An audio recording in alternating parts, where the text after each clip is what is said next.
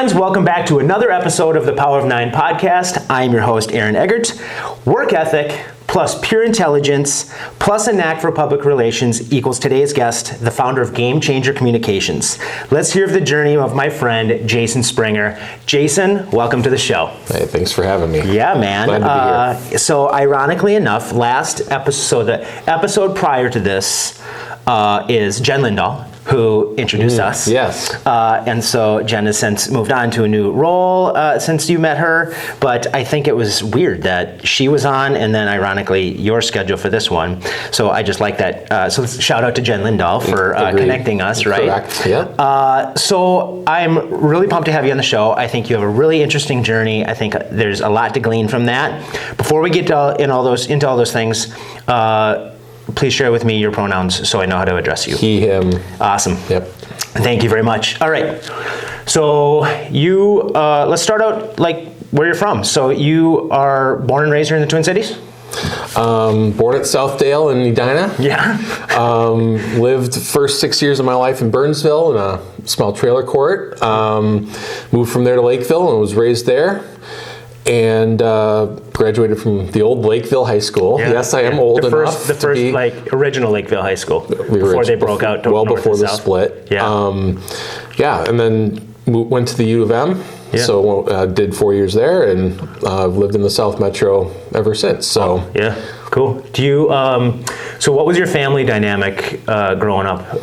You know, mom, dad, siblings. Mom and dad are been married for more than 40 years now, and going. You know, as any marriage, you have your rough spots here and there, but they've been going pretty strong. And I have one younger brother who's just turned 40, so I'm almost 42 next week. Cool, yeah. So so he's about a little less than 2 years younger than me. Cool. So what did your parents do when for jobs and stuff like that? Dad worked his entire career at Ziegler Caterpillar. Oh yeah. So he worked a couple of different jobs, but he started there as a mechanic, or wrenching is what they call it. Yep. And then from there evolved into more of kind of middle management. By the time he retired, he was running their second shift operations. Cool. Yeah. And my mom has worked for the Lakeville School District for more than 30 years. She's one of the top 10 most tenured employees in the whole district. Really? And so she's been a paraprofessional the whole time. Oh, really? Yeah. So one of those, everybody in education is underpaid and underappreciated, but one thing we're learning, especially from what's happening in Minneapolis with their strike, is paraprofessionals especially are in that boat. And my mom is good benefits. Yeah. She's done a job she really enjoys and really loves. She's had the schedule that my brother and I had, so she was always there for us growing up, which was really nice. That's what mattered to her. Yeah. But she never did it for the money. Well, I don't think anybody in education does, right? Yeah. Well, good for them. I think that in the opening I said work ethic plus pure intelligence. So you look at the balance between your mom and your dad, right? So your dad wrenching and your mom being in education. What I love about being able to do this podcast is that I get to learn things about our members that I would never have learned otherwise. So that the fact that you were the valedictorian of your graduating class, like that is, I think that's a first for anybody on our show. I challenge even in our huge community, our community of 140 people, I don't even know if that's a thing. So that's amazing. I worked really hard. What can I say? And I do have to qualify. We at Lakeville, so everybody who had we did not have a weighted GPA system, so if you had a 4.0, you were a valedictorian. Yeah. So there were 13 of us who had a 4.0 in my class. Wow. And we were all given the title. Oh, so cool. Yeah. I was one of 13 that was named the valedictorian. Yeah, that's awesome. But I still did it. And I did it because, I'm not the smartest guy in the room. I never was. Of those 13. Yeah, easy for you to say, but Of those 13. There were people, almost all of them had better test scores than I did. Yeah. But I was the guy that worked really hard to pull the grades and do everything else. So What were some of the things you got into, like activity related and stuff like that in high school? I did play one sport. I was a tennis player. Yeah. And I got into that my junior year. So I literally picked up a racket for the first time in my life. And then 2 weeks later, I tried out for the team and made the JV. Yeah. And then played varsity senior year. My primary, so I was more the activities kid. So I was in the band, both in high school and college. Cool. You can talk about that if you want. Yeah, it's a heck of an experience. Yeah. And so I was in speech and debate. I was in National Honor Society and band and did other things like that. So let's talk about that then. So what made band for you a heck of an experience? Even in high school, it was really fun because I like being part of something bigger than me. Mm-hmm. You've always heard the cliche, right? The sum is greater, or the whole is greater than the sum of the parts. Yeah. And in a great band, that is always the case. Yeah, yeah. At Lakeville High School, that was the case. And then when I got to the University of Minnesota, it was 10 times that. It was much, much bigger. And some of my greatest memories are associated with that. What kind of traveling? So I got to imagine at the U, you guys were able to do some traveling and stuff like that. What were some of the cool places you were able to go because of being in band? Well, every year we, wouldn't say necessarily cool, but we got to play at a high school football game every fall as in the U of M band. So that was, it was fun to be the big band that came in and worked with the kids, worked with the high schoolers a little bit and such. Yeah. But beyond that, went to 2 bowl games. So this was back when the Gophers didn't always go. Yeah, but in 99, I spent Y2K in El Paso, Texas at the Sun Bowl. Yeah.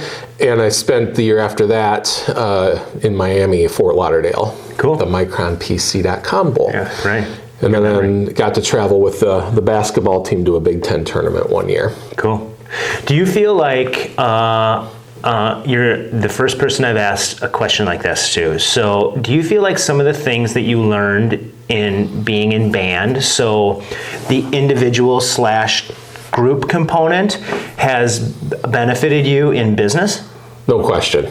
Yeah? One of the biggest lessons I guess I learned in the band was, you learn how to be a leader, you learn how to follow, you learn how to be a part of a group. But what I learned more than anything was just how to work with different kinds of people. Mm-hmm. In a band of 300 at the U of M, for example, and even in a band of 280 that I was in high school, you have every kind of personality type there is. Mm-hmm. You have the very reserved, you have the very outgoing, you have everything in between, you have the strong, you have the quiet. I mean, so, and admittedly, my personality wasn't always.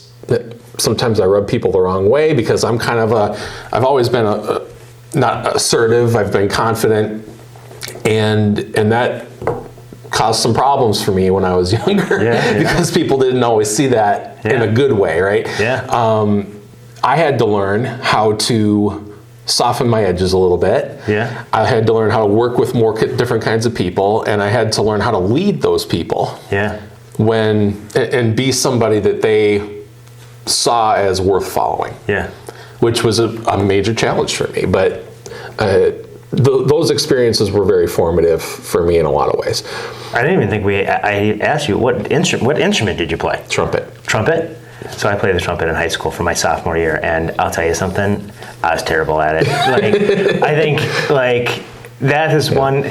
It's amazing to me how an instrument that literally just has basically three buttons, I guess, can be so complicated. And my brain and those fingers did not work. It's not for everybody. It's not for everybody. No. Yeah. So what did you go to college for? My major was journalism. Yeah. I got a minor in speech communications. I was in the honors program at the U as well. Why'd you go that direction?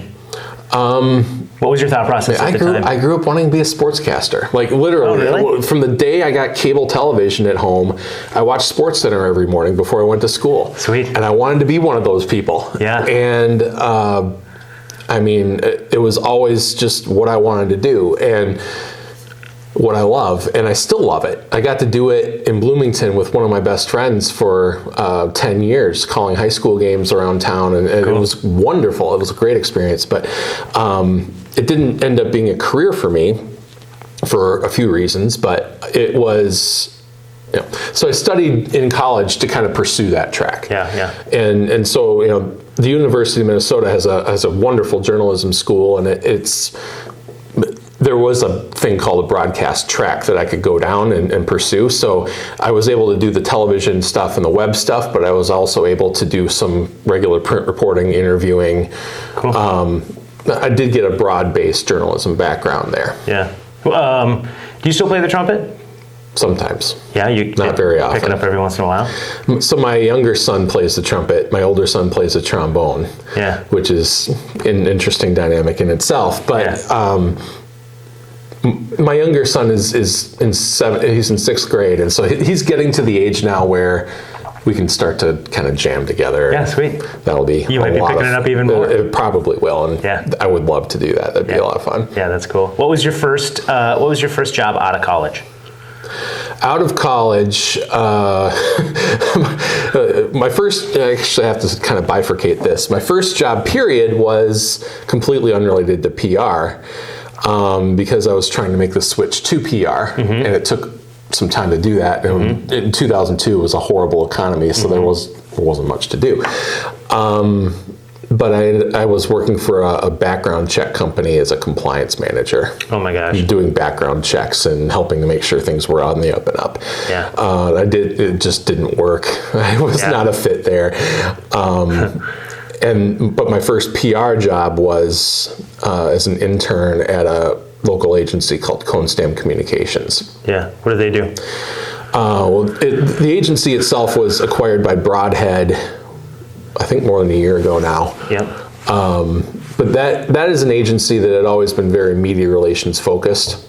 Had a variety of clientele and a variety of brands, but mostly media relations was what we did there. So figuring out how to find the story in things, how to find what was newsworthy, how to package it and present it in a way that is attractive and newsworthy, and then ultimately trying to get as much visibility for my clients as we could. Did that experience kind of solidify that was the path you wanted to go down, or what were some of like the positives and challenges that you had there? It was a really nice first job for me transitioning from journalism. Yeah. Because let's face it, most people when they think of PR, they think of media relations or something else akin to it. Yep. And I got to do that for 2 years. Cool. So I got to transition from journalism, which is all about writing and telling stories, to media relations, which is probably the closest jump you can make in terms of PR. Cool. So the writing was there. I got to just learn different kinds of writing. News releases, pitches, I mean, you name it. There's so many different ways we write in PR. Right. But I was able to transition that and start with the writing, and then use the media background I had. And I had done 3 years worth of internships and jobs in media organizations in college. So I had some newsroom experience, and I kind of knew what media wanted. And so I was able to kind of put it all together. Yeah. So how long did you stay there? About 2 years. What'd you do then? I wanted a different experience. Media relations is important and it's a part of PR, but it's one tactic in the much bigger scheme. And so I wanted to see what else was out there. And I wanted to explore more of that. So I went from a very tactical focused agency to pretty much the other end of the spectrum in Fast Horse. Which is an agency that has grown and changed a lot, even since I've been there a long time ago. But it's an agency that's very, very good at the big idea, and the big concept, and the big not stunt, but getting the big splash, and helping a brand, helping a company get a lot of attention and just create a swell of momentum that can drive it forward. And I was there about 10, 11 months. That wasn't really wasn't a great fit for me. But I did some things there and they gave me some opportunities there. It's still some of my favorite work I've ever done in my career. Cool. So after that 10, 11, did you leave that position because you had a better opportunity and you noticed that this is just not going to be the right fit for you, or was it just like, I got to get out? It was a mutual thing. Yeah. I think we both knew that it wasn't a good fit. So one day we just had the conversation and parted ways, and that was that. So I went from there to another firm called Thunheim Partners. It may be not the best known of the three, but it's known for another very different kind of agency, in that Thunheim has always been very strong on the public affairs scene. It's very good at causes, community things. So I got to do a lot of work there that was, again, very different from the kind of work I got to do the first part of my career. Right. So over 5 to 6 years in my 3 different agency experiences, I had clients in pretty much every sector of the industry.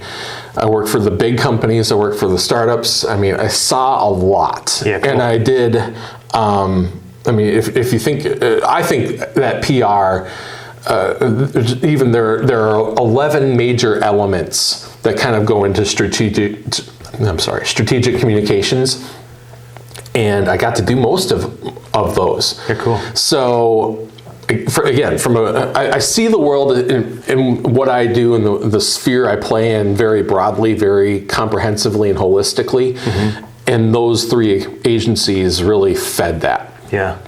Do you? So how long did you spend there? More than 2 years. So it was 2008 when they laid me off. Yeah. It was 2008. It was a bad economy, right? And everybody was tightening their belts. And Thunheim laid off some staff, and I was one of them. They let go. Okay. So then what did you do? A few months later, I landed with I went corporate. So for the first time in my career, I had a corporate job. I was at a data storage hardware company in Eden Prairie called Xiotech. Are they still around? There's a shell of it that's still left. Yeah, so it changed names. There was a lot of venture capital funding behind the company, and long story short, the company was on a growth track, had a really interesting product. We were in a kind of a pre-IPO stage, and we were never really able, or after I left, it was never really able to kind of get over that hump, and the company has sort of floundered since, but it was still a very formative experience for me in the PR side, because they'd never had anybody internal doing communications before. They had an agency that they hired, their heads of marketing hired, and they were just kind of letting them go, and they had a big budget and all these other things. And I came in and found a better way of doing things. I brought a lot of that work that the agency was doing in-house, saved the company a lot of money on external fees, and did a lot of things more efficiently. Cool. When did you, what year did you start at FICO? 2010. Yeah, because that's when I remember. I think didn't you spend a decent amount of time there? About 2 years. Yeah. So, first of all, I've heard of FICO. I know what a FICO score is. Yes. Talk to me about what FICO is and what you did there and why you were there. Well, FICO came along when I was at Xiotech and offered me a great job, and I couldn't say no. So I basically was the head of PR for North America and the head of retail-related PR worldwide at FICO. So there's 4 major, FICO at least was, I think it still is, organized into 4 main geographic regions of the world. And North America happens to be the lion's share, probably about 75-80% of the business gets done in North America. So I had a lot of things under my sort of purview. And I had 2 agencies that were on my team. So I got to work with them and kind of coach them and do all the other things that I always used to do on the client side. Yeah. My primary, FICO is obviously known for the score. And I was I was one of, I wouldn't say I did a ton of interviews on it. There was somebody else within the company that did a lot of the interviews, but I was one of the primary point people for the consumer side of the business for most of the time I was there. Yeah. And that was interesting in a lot of ways too, because the Consumer Financial Protection Bureau and Elizabeth, they were doing all of that. That became a thing when I was at FICO. And so we had to really kind of readjust everything to sort of come around that and comply and communicate and do everything else that required. But FICO's meat and potatoes is and always has been predictive analytics and software, B2B stuff. Yeah. And so my primary job was increasing visibility and mind share and helping to stimulate sales for the 55 different B2B focused products that FICO had and sold. So before we get into your business and what you do now and what you started Game Changer Communications as and what it is now, I want to talk about your path up until you started your business was agency, then corporate. Positives and negatives. So what are some of the positives in agency and challenges in agency, and positives in your experience in corporate and challenges in corporate? There are pros and cons to everything. Yep. And I mean, even being on my own, having my own, there are pros and cons to everything. Totally. The agency world and the corporate, people have asked me this forever, but I think the primary difference between the two is that in the agency world that you are in the business of communications and PR. Yep. And on the corporate side, you're in the business of whatever the company's in the business of. You know, and so at its very essence, decisions get made strategically, even at a high level, way above maybe sometimes where PR plays, for different reasons based on the different industry you're in. That I have found to be a big deal. The agency world can be it's very fast. Yeah. Because clients often need things yesterday, and you have to respond. You have deadlines all the time, and you have multiple different clients at once, and so it can be very unpredictable. It can be more hours because of that. Yep. Sometimes agencies pay less as well in the PR in our industry. Yep. On the other side, corporate life, again, it might pay more. It might be just a little more formulaic, a little more 9 to 5, a little more, regular, shall I say, or a little more traditional in terms of workplace dynamics. But you also have one company. Yeah. And one set of clients, or maybe one or two sets of clients. And some people really thrive in that. Yeah. And they really enjoy the business that they're in, and that just is a wonderful fit. Some people want the challenge of being more on and more unpredictable and having client and learning about 10 different things in any given day or week. Right. I mean, those are some of the biggest contrasts between the two. What is I gotta believe the cultural differences is insane, right? So corporate culture, especially at probably, an organization like FICO versus an agency, right? Like, I gotta believe that it's day and night. Almost, I gotta believe it's day and night difference. Very, very, very different, no question. Agencies and companies, they can take on whatever culture, though, that people set. Yeah. I've seen really big companies be very loose, entrepreneurial, fun. I don't think that big company X necessarily equates to rigid, all offices, cube farm, quiet. And I don't necessarily, although that can be true, I don't necessarily think that's a rule. Yeah. I've seen agencies be very corporate focused. I worked at an agency that I had an office and almost everybody else had their own office, and there wasn't a lot of mixing. And they've changed that. They've remodeled and such to try to get there, but cultures are cultures, and it's whatever the firm or whatever the company sets and whatever people choose to kind of buy into. Yeah.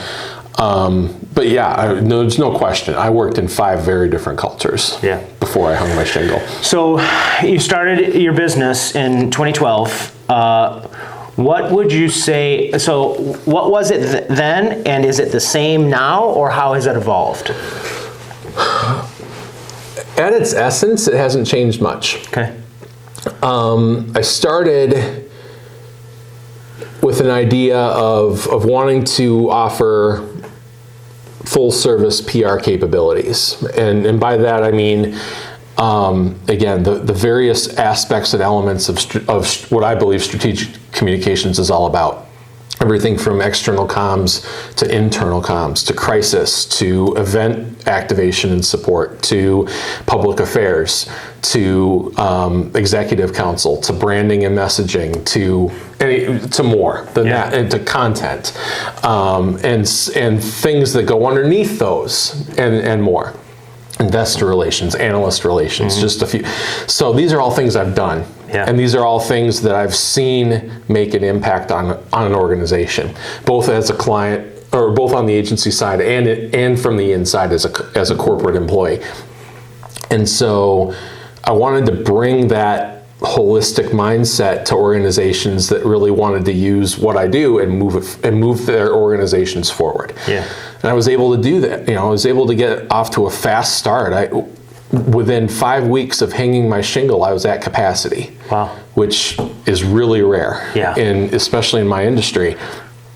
And I was very blessed to have a group of people that believed in what I was doing and came along for the ride.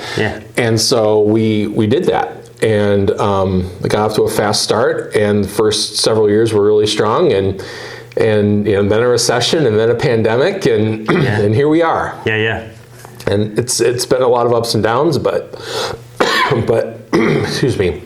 But here we are 9.5 years later. And still doing it and still going, and so that's pretty. You gotta have great pride in that. That's not an easy thing. Like I was just reading an article the other day about how, like, as an entrepreneur, like once you hit that 3 to 4 year mark, that's when you are really living as a business, because you're still in test mode the first couple of years, first like 1 to 3 years. So you've obviously survived all of that. We didn't get into like exactly what you do. So what does Game Changer Communications do?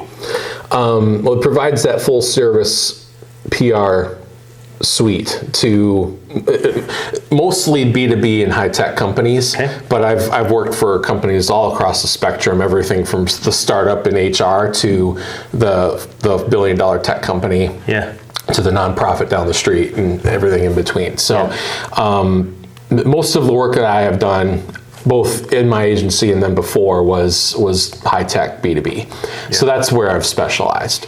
Do you have a are you doing this yourself? Do you have a team? What does this look like? Today it's just me. There was a time when I had a full-time intern and 2 1099s. I'd love nothing more than to build this business to that level and bigger someday. And I hope and think that this is a market and this is a time when I see opportunity to do that. So I'm really aggressively trying to grow. But yeah, today it's me. Good. So you answered my question on the future. So your goal is to grow this agency into a true agency, to where you've got a team, probably a blend between, I gotta imagine, blend between W-2 or 1099, or do you just like 1099 with low overhead? How do you feel about that? The short answer is we'll see. Because what I end up doing will be completely determined on what my clients need first and foremost. But I tend to believe, when I've dreamed about the kind of business I wanted to build for 9.5 years, I've dreamed about building a place where W-2 employees come and are really bought in and do work that they love, and we really provide a lot of value back to our clients and to the industry, and people have they just have a great life. one thing I've been able to do for myself in 9.5 years is create an amazing balance. I never miss anything for my kids that I want to be at. And I mean, never. I'm at everything because I want to be. Today is the NCAA basketball tournament, and it's a big deal. So I'm literally leaving from here to go to hang out with my buddies and watch games all day. Yeah, well, that sounds amazing. I have the flexibility to do things for myself, and for my family. And I have really loved that. Even when the money hasn't been the greatest in this, and I've had some downs, I've always had the balance. And I think, we've had, it's interesting how we have different guests with different philosophies in their businesses. And I think being unapologetic and having what I would call a lifestyle business to where it is in congruence with what you're doing as a human being in your life with your family and things like that, I think that's fantastic. And making sure that it all fits. It's sometimes that isn't for everybody. It's kind of when we talk about agency versus corporate, that's not for everybody. Well, having a lifestyle business versus a business with high growth plans and not saying that you don't want growth, but it's more going to be incremental growth, the right kind of growth, so that it fits into your lifestyle. I've worked hard on my own. I've put in some hours here and there, but at the end of the day, I've never let what I do come before my family and my kids. And I was divorced 8 years ago, and that really knocked me. It really took me. It was a very, very difficult thing for me to get through, but I had the space I needed with my business. I worked myself into a place where I had the space where I could do what I needed to for me. And it would, even if I don't do this the rest of my career and I end up working for somebody else again someday, I don't want to give up this wonderful balance I've created. I think I've figured out something that works for me. And so anyway, to answer the question again, I would just really love to be able to offer more people that, because that is very, very rare in the PR agency world. I don't doubt that for a second. So you talked about you alluded to the family. So you just recently got married. Last May. Yeah, right. Yes. So we're coming up on a year. Coming up on it. Yeah. So what's your? Tell me a little bit about your family. Today I have a wonderful, beautiful wife. I have two kids. They're 14 and 11, freshman and sixth grader. And I have two stepkids who are 20 and 18. Borderline Brady bunch. You're it's like a blended family. A couple kids off from a full Brady bunch. Yes. Close enough. And they come and go and because they're off living their own lives now, and that's fine. It's everybody gets along incredibly well, and we've been really blessed by that. The kids really they've really mixed well and gotten along, and the older ones kind of really look out for the littler ones, and it's really it's the dynamic I always wanted. Do you feel so? I don't want to get like super on the emotional side of things, but let's talk about like the feeling it is to have that support system of your significant other at home now, supporting you through the ups and downs of being a business owner versus when you were on your own. I'll tell you what. There's no comparison, right? And it's hard to find the right words, but so long ago when I hung my shingle, I met with, I'm very blessed to have a lot of mentors who have given very freely of their time and their energy and helped me figure out what it means to do what I do. And one of them was Lynn Casey, who was the chairman and CEO of an agency called Padilla. A very well-known local firm. Very well-known, So she ran that agency for at least 10 years, probably 20 plus. And so I remember sitting down with her about the time I started my business, and I asked her, well, what do I need to do to succeed? And the first thing she said, and the only thing she said, was take care of your family. And that was really profound to me. It had nothing to do with the nuts and bolts of PR or running a business. It was all about the support. It was all about the life that you have while you work on whatever you work on. I heard that. I've never forgotten it, but it rings very differently for me today than it did 9-10 years ago. Back then, I mean, with life experience, you see things differently, but there's just so much to having somebody at home that I can talk to about things and who will just support me for me. Unconditionally.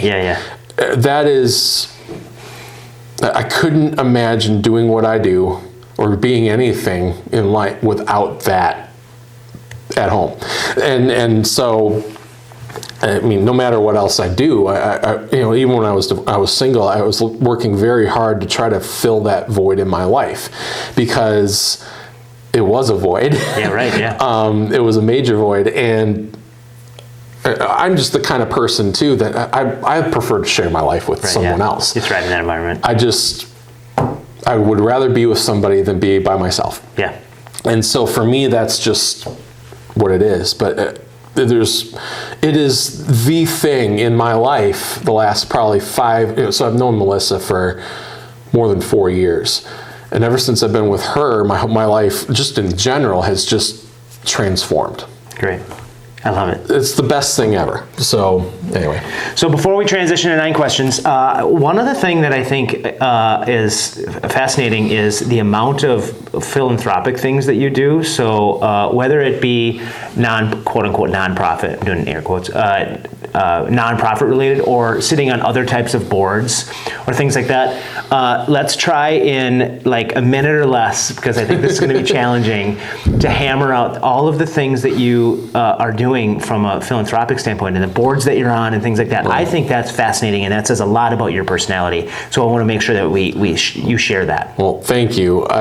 It's why I joined C9 too, quite honestly. This is a group full of people that are servant leaders, and they're focused on the community. And that's me to a T. I want to plant seeds. I want to help people grow, and I want to build a community. And then by doing good, I'll do good. So, anyway, so I am, I'm currently on the board of directors and the chair of the marketing committee for Boulder Options, which is a wonderful local nonprofit. I would love to answer anybody's questions about it. I'm on the South by Southwest advisory board. So I help them every year determine what's going to be on their agenda and on their program, which is a lot of fun. I still am involved with the University of Minnesota School of Journalism and the alumni band at the U of M. I've been a mentor to people. I judge a lot. I've been very involved in in the PR trade community. I've been president and chair of both the Minnesota chapter of the largest trade organization for PR people in the world, and the Midwest district of the same organization. And now I'm on 2 national or international committees trying to help figure things out from a governance perspective for the organization. I'm involved in my church.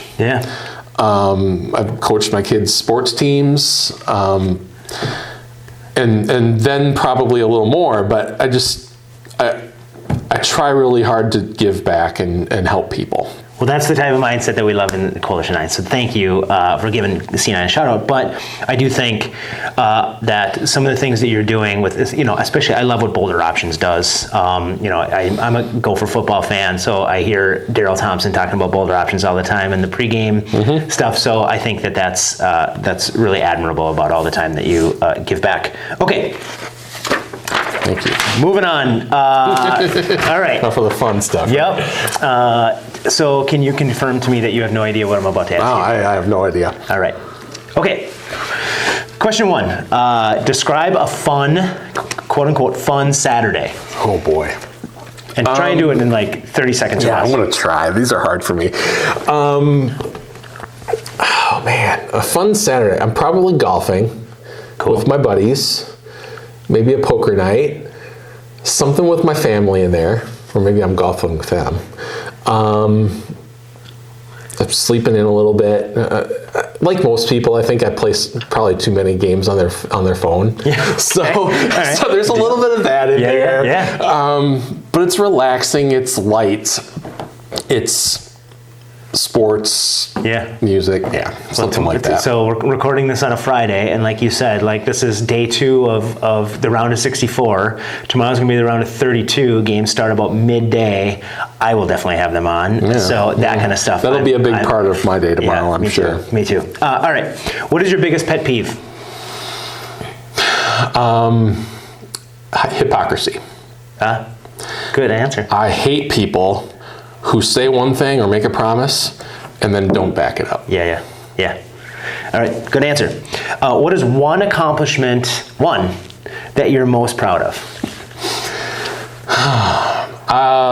We already talked about the valedictorian. In 2017, I was given an award from the University of School of Journalism called an Above the Fold Award. And they give it to up to 4 people, up to 4 alumni every year, and it's kind of the 40 under 40 for the journalism school at the U, for early to mid career achievement, and for my alma mater that I've invested in a lot. I've even taught there. That's another thing I've done. I taught a class there, so I was there. I've spent a lot of time. I've literally bled for the U of M, and for them to give me a career achievement award, it meant the entire world to me. Good. Congratulations. Thank you. Love it. All right. We talked a little bit about high school. Describe your high school experience in 1 sentence. And don't make it like a big run-on sentence. Like make it like a reasonable sentence. You're a journalism guy. You should know that. Man, that's hard. I did well. I worked hard. I wish I would have. I did well, comma. I semicolon. Hard, comma. I played hard.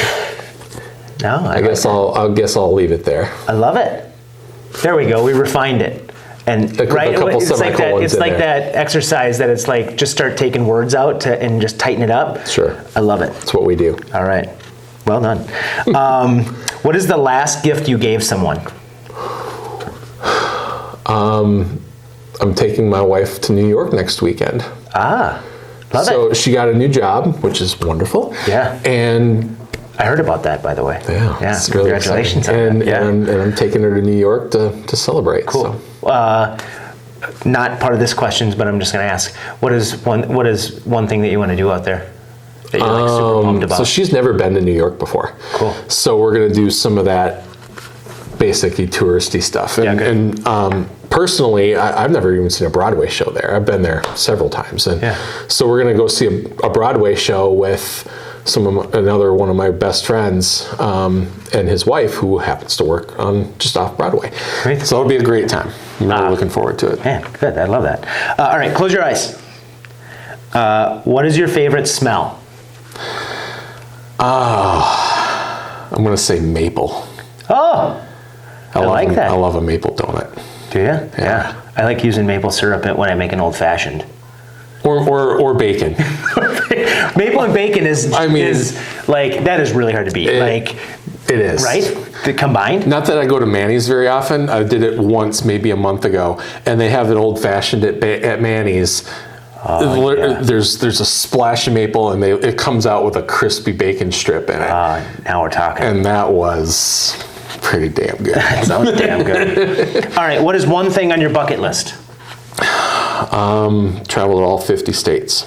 Ooh, good answer. That's a challenge. I've been to 40. You have? And I'm crossing off at least another 3, maybe 4 or 5 later this year. There's a lot of people that can't say that. They've been to probably other parts of the world, but going to all 50 states is an accomplishment. I have several things, but that's a good one. That's definitely one. That's a tough one too. What is the best piece of advice that you've ever received, minus the one that you just shared earlier?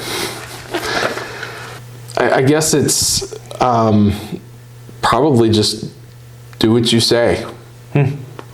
Be who you are. You know, if you're going to say something, do it. Yeah, it goes back to your hypocrisy thing. I just really believe in integrity, and even with my business, if it's good for my client, it's good for me. Yeah.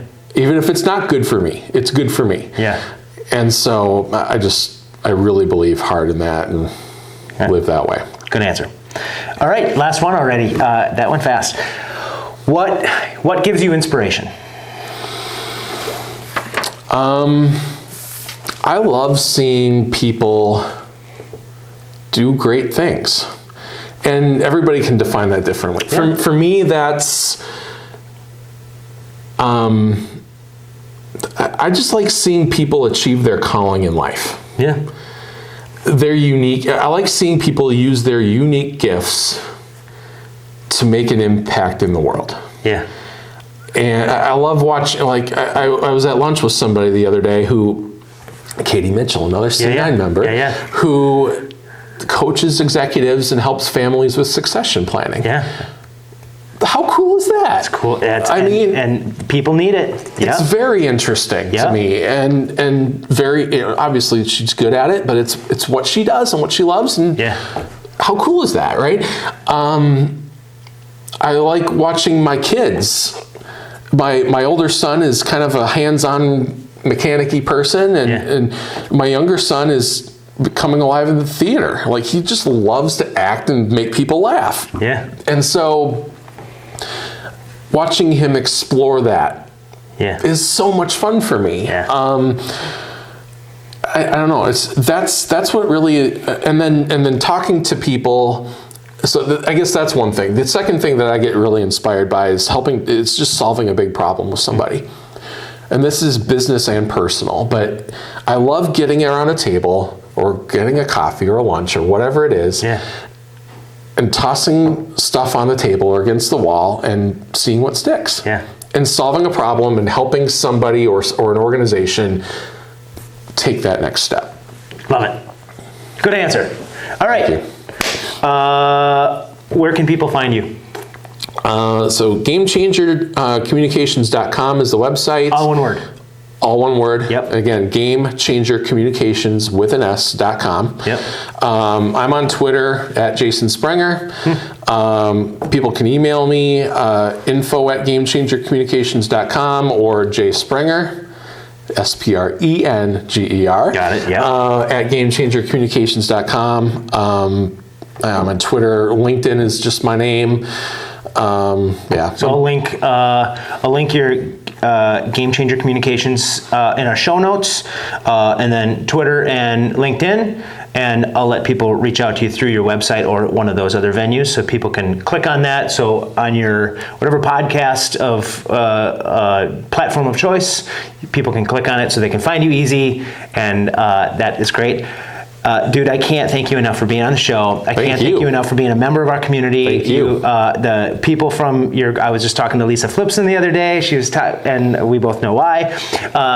She was talking about how awesome you are as part of the group, and to me, that's what it's all about, right? Just good people knowing good people, which is going to make this community better. And you're a prime example of that. Well, if I'm shining, it's a reflection of the community around me. I love it. And this is a great community. I love being a part of it, and I can't wait to get to know many more people outside my cohort. All right, so listeners, reach out to Jason, get to know him. He loves grabbing coffee with people.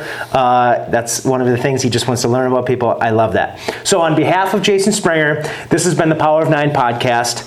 I'm your host, Aaron Eggert, and I want to thank you for the privilege of your time.